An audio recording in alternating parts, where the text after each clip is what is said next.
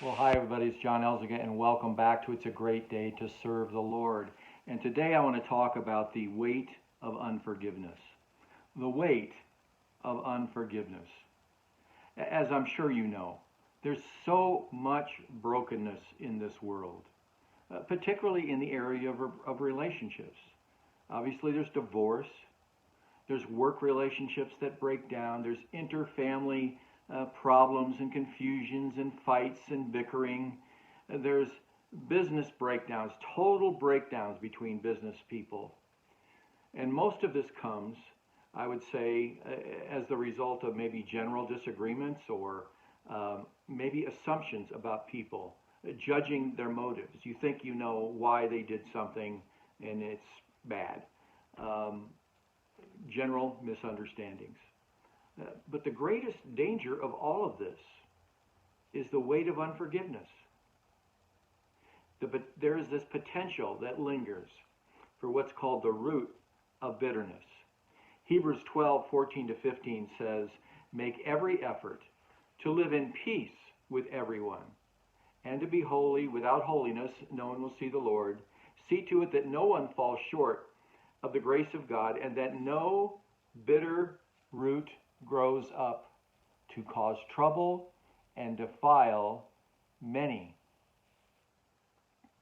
As you know, roots grow, and it can grow into something bigger and worse than it is. It can grow into full-fledged anger and hatred. That's what defiles us. It's a cancer. It's a disease. It eats at us. It's a liability, and it's a danger. That's what unforgiveness does. It lets the root grow into something bigger, greater, more dangerous than it was to begin with. And the danger is not in the continuation of broken relationships or just the continuation of broken, but it takes its toll on the holder of unforgiveness. Unforgiveness tears people apart. It weighs on them. It messes with their mind and tears them up. It makes people difficult to deal with, hard to talk to, stubborn and unreasonable. And they tend to have an inability to empathize or care for people. Ephesians 4:31 says, "Get rid of all bitterness, rage, anger, brawling, slander, along with every form of malice." Unforgiveness causes all that. Rage, anger, bitterness, brawling, slander, and every form of malice. Now, maybe you've done this. When you talk to somebody or encourage somebody to forgive someone, their response is usually a litany of reasons. But they did this. They started it. You're telling me they're going to get off scot-free? They're the ones in the wrong. But the list of buts grows and grows. It's endless. Dear friend, I want to suggest to you that we need to prepare for forgiveness. Prepare for it, because you're going to need it. In Matthew 18:21-22, it's a great scene, isn't it? Peter comes to Jesus and says, "Lord, how many times shall I forgive my brother or sister who sins against me, who mess with me, who tears me apart, who misjudges me, who slanders me? How many times am I supposed to forgive them? Up to 7 times?"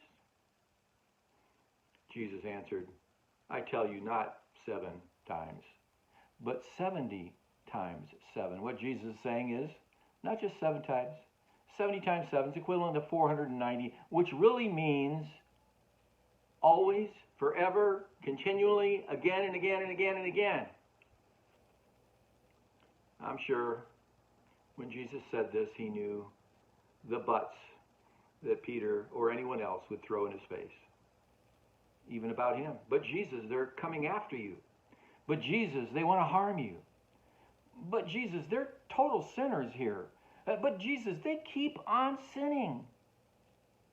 But Jesus, they're not pure. They're not holy. And you want to forgive them how often?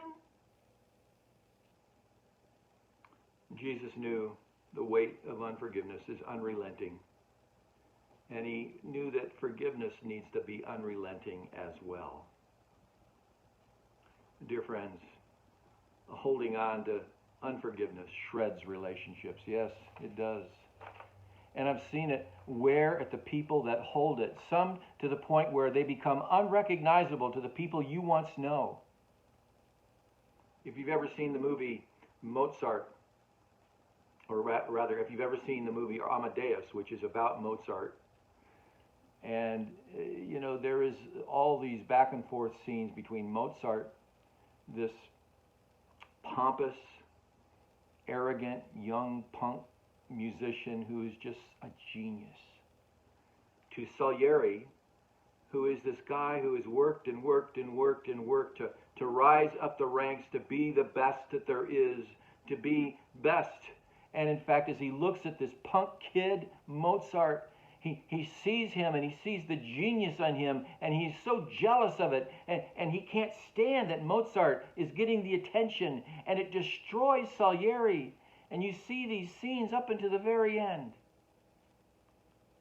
where he looks like this bitter old man who has no use for anything anymore.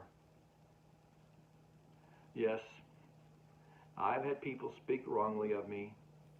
And by the way, when you do, there's this little scripture found in the Ten Commandments. Do not bear false witness against somebody. Slandering, talking wrongly, misrepresenting people, misrepresenting their motives is bearing false witness. It's not a good thing. I've had people speak wrongly of me. I've had people judge me or misjudge my motives. I've had people block me from getting up any further in the organization. I've had people toss me aside as if I was a sack of potatoes, like I was nothing. I've had people ignore me, forget about me, and leave me behind, and more. But, my friend, I've learned over the years, I hope, that if I hold on to unforgiveness, it tears me down. I lose sleep, and I already got a problem with sleep. I get anxious, and I already have a problem with anxiety. Worse yet, I become angry, and I become consumed by it. This one thing, this one person, I become consumed by it, and it keeps me stuck. I've learned it's not beneficial. It doesn't make me better. And finally, I've learned, my friend, I've come to take a look at myself and to realize, you know what? If God forgives me 70 times 7, forever and ever, always again and again and again, so should I forgive others. Dear friend, if you're holding on to unforgiveness today, I encourage you, I exhort you, leave it with the Lord. Seriously, I mean that. Leave it behind. Leave it with the Lord and be healed. That's your devotions for this week. And if you have supported this channel, I really appreciate it. If you would like to support it, there is a link below where you can give a donation. God bless you, and remember, it's a great day to serve the Lord.